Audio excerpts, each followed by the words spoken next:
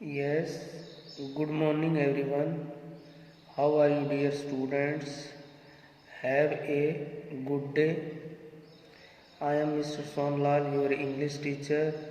You are welcome in online classes of Other Senior Secondary School खाई Shergarh.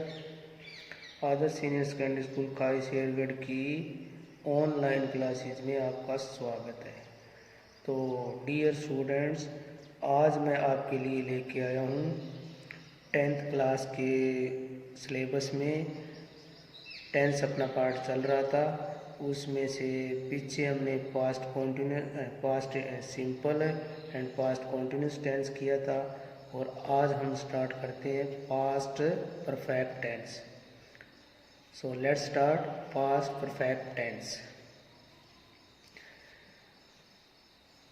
Past perfect tense की पहचान होती है in Hindi past perfect tense में वाक्य का हिंदी अनुवाद करने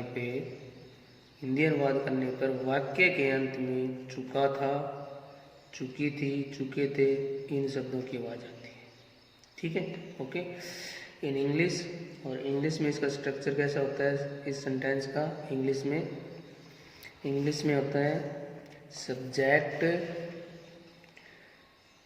subject plus head plus verb की third form plus object. Example हो गया इसका, he had done his work. Form, इसका रूप, यानी इसका सेंटेंस कैसे बनता है इस सेंटेंस में, इसकी संरचना, फॉर्म का मतलब यहाँ पे फॉर्मेशन से संरचना। इस सेंटेंस में सब्जेक्ट के बाद head plus third form of the verb का प्रयोग होता है। भी इस टेंस में चाहे कोई भी पर्सन हो, first person, second person, third person, कोई भी नाउन प्रोनाउन कुछ भी हो, सभी के साथ हेड प्लस थर्ड फॉर्म का प्रयोग होता है। इन अफर्मेटिव सेंटेंस में सब्जेक्ट प्लस हेड के बाद में प्लस वर्ब की थर्ड फॉर्म में V3 लिखा हुआ है, इसका मतलब है थर्ड फॉर्म प्लस ऑब्जेक्ट का प्रयोग होता है। जैसे she had made a plan, she subject है, इसमें हैड हेल्पिंग वर्ब है, मेड वर्ब की थर्ड फॉर्म है, ए प्लान ये एक ऑब्जेक्ट है। अब इसमें एक नोट भी मैंने लिखा है, पास्ट परफेक्ट टेंस में चाहे कोई भी नाउन प्रोनाउन हो, ये बात मैंने ऊपर में वैसे बता चुका हूँ, पास्ट परफेक्ट टेंस में चाहे कोई भी नाउन प्रोनाउन हो, सिंगुलर नंबर हो या प्लूरल नंबर हो, फर्स्ट पर्सन हो या सेकंड पर्सन हो या थर्ड पर्सन हो, सभी के साथ हेड प्लस वर्ब की थर्ड फॉर्म का प्रयोग होता है। नेगेटिव सेंटेंस, नकारात्मक वाक्य में head plus head plus note plus verb की थर्ड फॉर्म का प्रयोग होता है। ठीक है, इसमें सिंपल पास्ट की तरह डिड के बाद वर्ब की फर्स्ट फॉर्म का प्रयोग नहीं होता। जैसे सिंपल पास्ट में वर्ब की नेगेटिव सेंटेंस में डिड नॉट लगाते हैं, परंतु उसके बाद में वर्ब की फर्स्ट फॉर्म लगाते हैं, परंतु इसमें फर्स्ट फॉर्म नहीं लगेगी। हैड नॉट के बाद भी वर्ब की थर्ड फॉर्म का ही प्रयोग होता है। एग्जाम्पल इसका, he had not written a letter, he had not written a letter, had not ये नेगेटिव सेंटेंस बन गया। Second example, she had not made a plan, तो ये हो गया। सी पार्ट इंटरोगेटिव सेंटेंस में, प्रश्नवाचक वाक्य में हेड वाक्य के शुरू में लग जाता है, head plus subject plus verb की थर्ड फॉर्म का प्रयोग होता है, और वाक्य के अंत में क्वेश्चन मार्क का प्रयोग होता है। वाक्य के अंत में ये क्वेश्चन मार्क लगता है, ये इस तरह का साइन होता है क्वेश्चन मार्क का, ये लगता है। Had I done his work, had C made a plan, last में क्वेश्चन मार्क लगा है, ये हेड वाक्य के शुरू में लग गया। अगर वाक्य इंटेरोगेटिव नेगेटिव हो तो, अगर वाक्य इंटेरोगेटिव नेगेटिव हो तो, इंटेरोगेटिव भी हो और साथ में नेगेटिव भी हो, अगर वाक्य इंटेरोगेटिव नेगेटिव हो तो, अगर वाक्य इंटेरोगेटिव नेगेटिव हो तो, अर्थात नकारात्मक के साथ साथ प्रश्नवाचक भी हो तो, had plus subject plus note plus verb की थर्ड फॉर्म प्लस ऑब्जेक्ट का प्रयोग होता है। यानी फिर हेल्पिंग वर्ब जो होता है ना, हैड, वो वाक्य के शुरू में लग जाता है, उसके बाद में सब्जेक्ट आएगा और सब्जेक्ट के तुरंत बाद में नोट लगेगा। यानी बाद में वर्ब के बाद में लगा दिया या वर्ब के पहले और कहीं किसी जगह पे लगा दिया तो वाक्य रॉन्ग हो जाएगा। तो ये ऐसे बन जाएगा, हैड, हैड आएगा यहाँ पे, had he not finished his work, had he not finished his work, last में question mark. So dear student, आगे इसके use of past perfect tense, past perfect tense के प्रयोग के नियम, पास्ट परफेक्ट टेंस के प्रयोग के नियम, यानी कौन कौन सी जगह पे पास्ट परफेक्ट टेंस का हम प्रयोग करते हैं। उसमें पहला इसका यूज है to express an action, to express an action that has completed before the fixed time in the past, किसी ऐसे कार्य को व्यक्त करने के लिए जो दूसरे कार्य के आरंभ होने से पहले ही पूरा हो चुका है, किसी ऐसे कार्य को व्यक्त करने के लिए जो दूसरा कार्य आरंभ होने से पहले पहला कार्य खत्म हो चुका था, ऐसे वाक्य में। Example, the thief had run away before the police came, the thief had run away before the police came. Dear student, past perfect tense में बिफोर और आफ्टर, इन दो जो टाइम क्लास जिनको बोल सकते हैं, दो टाइम क्लास ही होते हैं। ये दो टाइम क्लास का विशेष महत्व होता है, बिफोर और आफ्टर का। The thief had run away before the police came. Second example, the patient had died before the doctor केम। अब इसकी हिंदी क्या है, भी डॉक्टर के आने से पहले रोगी मर चुका था, पुलिस के आने से पहले चोर भाग चुका था। बिफोर से हमेशा पहले जो है ना, बिफोर से हमेशा पहले हेड प्लस थर्ड फॉर्म आती है और आफ्टर के बाद में हमेशा थर्ड फॉर्म आती है, हेड प्लस थर्ड फॉर्म आती है। बिफोर से तो पहले आती है और आफ्टर के बाद में आती है। नोट, पास्ट परफेक्ट टेंस में कार्य के संपन्न होने का वर्णन करने के लिए, पास्ट परफेक्ट टेंस में कार्य के संपन्न होने का, कार्य के संपन्न होने का वर्णन करने के लिए before, after, already, by, till और अनटिल, टिल और until, as soon as, hardly, scarcely, when आदि शब्द लगे होते हैं। मतलब पास्ट परफेक्ट टेंस के वाक्य में ये शब्द आपको कहीं न कहीं देखने को जरूर मिल जाएंगे।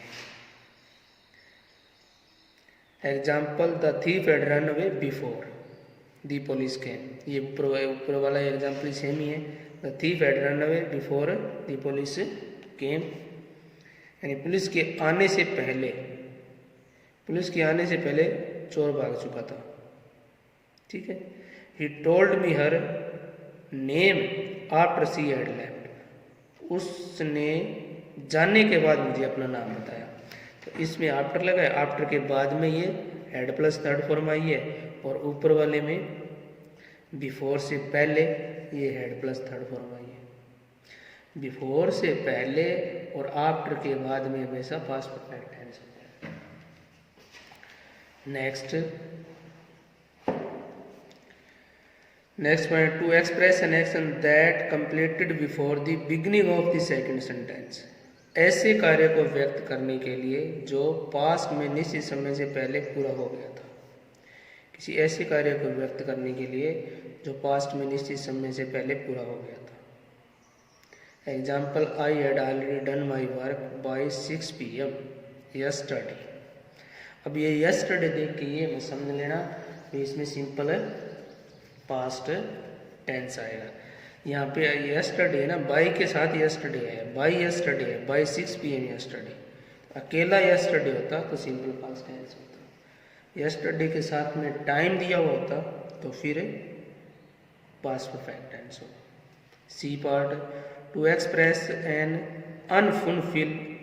unfulfilled with to express an unfulfilled with of the past.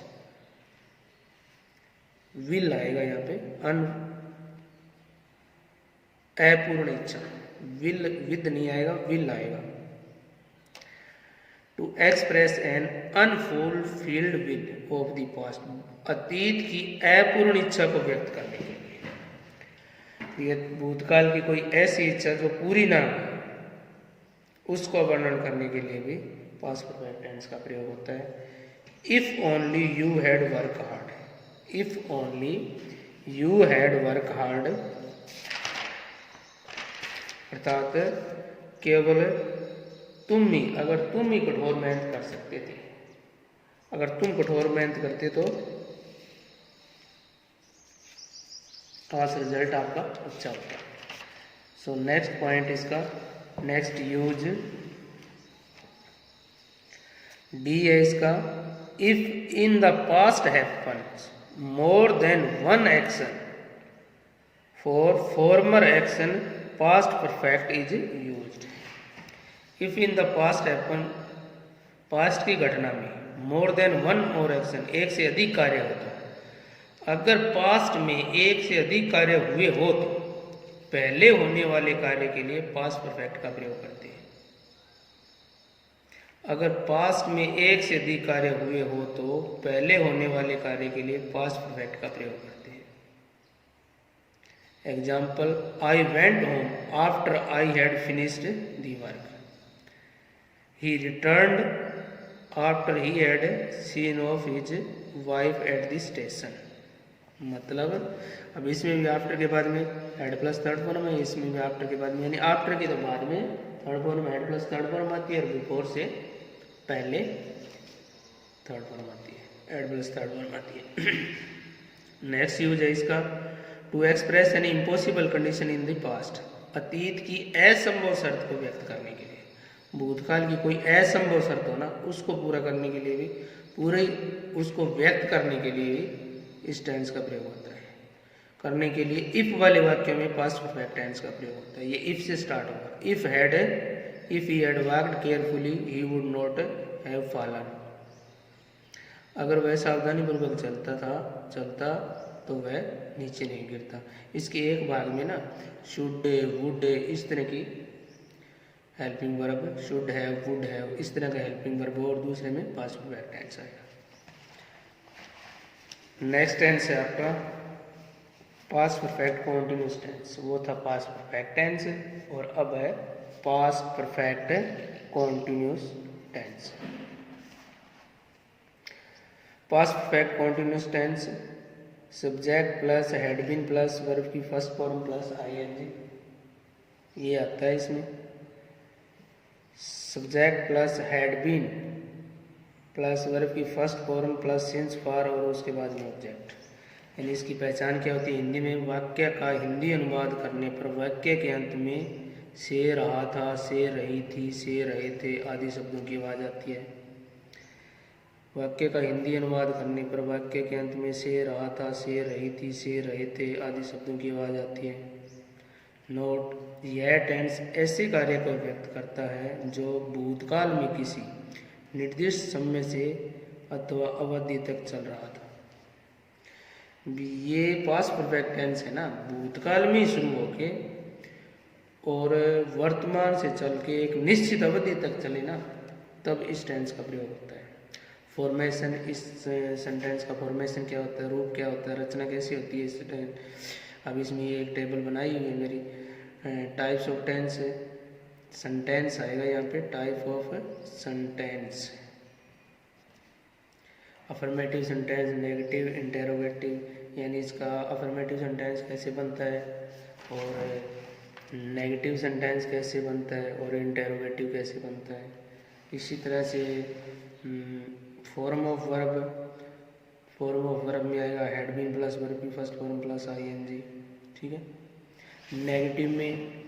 Negative में हैड नॉट बीन आ जाएगा प्लस वर्ब की first form plus ING. Interrogative होगा तो had plus subject plus been plus verb की first form plus ING. Had वाक्य के शुरू में लग जाएगा उसके बाद में सब्जेक्ट आएगा और सब्जेक्ट के बाद में बीन आएगा, BEEN। यानी ये हैड बीन इकट्ठा कहीं शुरू में लगा दो और उसके बाद में सब्जेक्ट लगाओ तो फिर वो सेंटेंस रॉन्ग माना जाएगा। इसमें क्या लिखा हुआ है एक्सप्लेनेशन में, इन वाक्यों में सिंस या फार का प्रयोग, इन वाक्यों में सिंस या फार का प्रयोग करते हैं यदि क्लॉज अर्थात वाक्य में समय के बिंदु की यदि क्लॉज अर्थात वाक्य में समय के बिंदु की प्रयोग हो तो सिंस लगाएं, समय के एक बिंदु का प्रयोग हो तो सिंस लगाएं, और यदि समय की अवधि का आभास हो तो फिर फार का प्रयोग होता है। कहने का मतलब है मॉर्निंग, इवनिंग, डॉन, आफ्टरनून, इस तरह का कोई भी हो तो उसमें सिंस का यूज करते हैं। और कोई अवधि 1 2 3 4 काउंटिंग वाली आ जाए, जैसे since 2 hour, since 3 hour, for 2 hour, for 3 hour, इसमें इस तरह के वाक्य में फार का प्रयोग करते हैं। Use of past perfect continuous tense, past अर्थात पास्ट परफेक्ट कॉन्टिन्यूस टेंस का प्रयोग के नियम, इसके प्रयोग के क्या क्या नियम है वो हम अब रीड करते हैं। फर्स्ट है इसका, किसी ऐसे कार्य को व्यक्त करने के लिए जो भूतकाल में किसी निश्चित समय, सर्टेन टाइम या निश्चित समय से पहले आरंभ होकर उस समय तक जारी रहा हो अथवा उस समय पूर्ण हुआ हो। यानी किसी ऐसे कार्य को व्यक्त करने के लिए जो भूतकाल में शुरू हुआ, अब से पहले वाले समय में शुरू हुआ हो और इस समय भी थोड़े समय के लिए चला और आगे चल के खत्म हुआ और हमारे वहां पहुंचने पे भी उसके बाद में भी वो कार्य चला हो, तो ऐसे कार्य में पास्ट परफेक्ट कॉन्टिन्यूस टेंस का प्रयोग होता है। किसी ऐसे कार्य को व्यक्त करने के लिए जो भूतकाल में किसी निश्चित समय से पहले आरंभ होकर उस समय तक जारी रहा हो अथवा उस समय पूर्ण हुआ हो। Example, at 10 PM, at 10 PM he was tired because he had been working since dawn. At 10 PM, इस पास्ट परफेक्ट कॉन्टिन्यूस टेंस की सिंस फार तो लास्ट में यूज होता है, उसके अंदर में at 10 PM, by the time, by के साथ समय, एट के साथ समय, इस तरह का टाइम दिया हुआ होता है इस टेंस में। He was tired because he had been working since dawn. Note, अब इसमें एक नोट भी आप मैंने लिखा है, इस वाक्य में भूतकाल का समय स्पष्ट दिया होता है। इस वाक्य में भूतकाल का समय स्पष्ट दिया हुआ होता है। ऊपर लिखित वाक्य में मेन क्लास में 10 PM हुआ है, 10 PM दिया हुआ है, 10 PM भी पास्ट परफेक्ट कॉन्टिन्यूस टेंस की पहचान सिंस या फार के साथ बाद में तो टाइम होता ही होता है। वाक्य के शुरू में भी टाइम का यूज होता है। कई बार व्हेन या बिफोर वाली टाइम क्लास में सिंपल पास्ट दे देते हैं। कई बार व्हेन या बिफोर के साथ सिंपल पास्ट टेंस यानी वाक्य की सेकंड फॉर्म आ जाती है, तब भी यह क्लास भूतकाल का समय स्पष्ट करती है। Example, I had been reading for an hour when the light went off. When या व्हेन के साथ ये टाइम क्लास ये सिंपल पास्ट टेंस है, तो दूसरे भाग में ये पास्ट परफेक्ट कॉन्टिन्यूस टेंस है, had been plus verb first form के साथ आईएनजी है। नेक्स्ट यूज इसका है पास्ट परफेक्ट के बार बार होने वाले कार्य को व्यक्त करने के लिए। पास्ट परफेक्ट के बार बार होने वाले कार्य को व्यक्त करने के लिए, यानी पास्ट परफेक्ट टेंस के पास्ट परफेक्ट टेंस में जो कार्य बार बार होना, उस कार्य को व्यक्त करने के लिए फिर पास्ट परफेक्ट कॉन्टिन्यूस टेंस का प्रयोग करते हैं। जैसे he had tried many time to phone her, he had tried many time to phone her, इसमें पास्ट परफेक्ट टेंस है, हैड प्लस वर्ब की थर्ड फॉर्म आई है, तो इसमें पास्ट परफेक्ट टेंस है। तो इस टेंस को this can be written as, इस टेंस को ऐसे भी राइट कर सकते हैं, he had been trying to phone her, he had been trying to phone her. ठीक है। पास्ट परफेक्ट कॉन्टिन्यूस टेंस में वाक्य के एक भाग में time clause, past perfect continuous tense में, पास्ट परफेक्ट कॉन्टिन्यूस टेंस में वाक्य के एक भाग में टाइम क्लॉज जैसे एट 10 PM, व्हेन बिफोर के साथ वर्ब की सेकंड फॉर्म होती है। एक भाग में ये टाइम व्हेन बिफोर के साथ वर्ब की सेकंड फॉर्म तथा दूसरे भाग में पास्ट परफेक्ट कॉन्टिन्यूस टेंस का प्रयोग होता है। So this is finished. Thanks.